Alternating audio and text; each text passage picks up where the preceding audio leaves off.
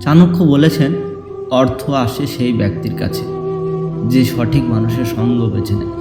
অলস, নেতিবাচক বা অপচয়কারী মানুষ কখনো আপনাকে এগোতে দেবে না। সফল, পরিশ্রমী ও শৃঙ্খলাপরায়ণ মানুষের সঙ্গে থাকুন। যাদের চিন্তা বড়, তাদের জীবনও বড়, আর সেই প্রভাব আপনাকেও সফল করে তুলবে। চাণক্য বলেছেন, সম্পদ আসে দক্ষতার কাছে, অলসের কাছে নয়। যার হাতে কাজের দক্ষতা আছে তাকে কোনো বাধাই থামাতে পারে না। টাকার পিছনে না ছুটে দক্ষতার পিছনে ছুটুন। আপনি যত দক্ষ হবেন, টাকা তত দ্রুত আপনার কাছে আসবে। চাণক্য বলেছেন, ফোঁটা ফোঁটা জল যেমন বড় পাত্র ভরায়, তেমনি ছোট ছোট আয় একসময় বড় সম্পদের রূপ নেয়। শুরুটা ছোট হলেও থামবেন না। প্রতিদিন সামান্য আয়ও আপনার ভবিষ্যৎ বদলে দিতে পারে। চাণক্য বলেছেন, টাকা উপার্জনের চেয়ে গুরুত্বপূর্ণ হলো ধরে রাখার ক্ষমতা।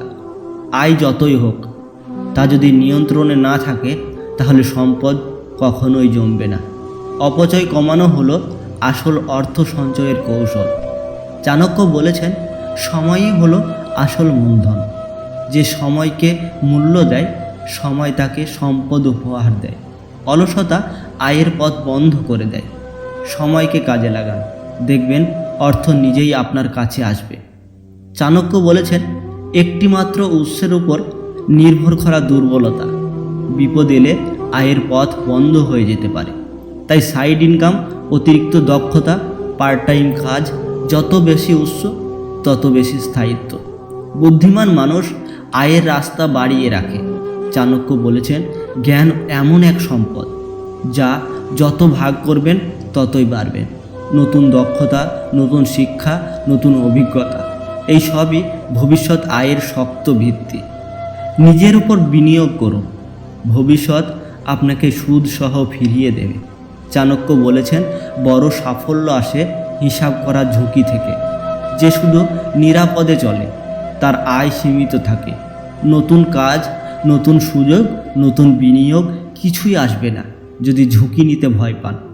বুদ্ধিমানের কৌশল হলো ভয় নয়, হিসেব করে এগোনো। চাণক্য বলেছেন, অলসতা ধন সম্পদ নয়, বরং দারিদ্র্যকে আকর্ষণ করে।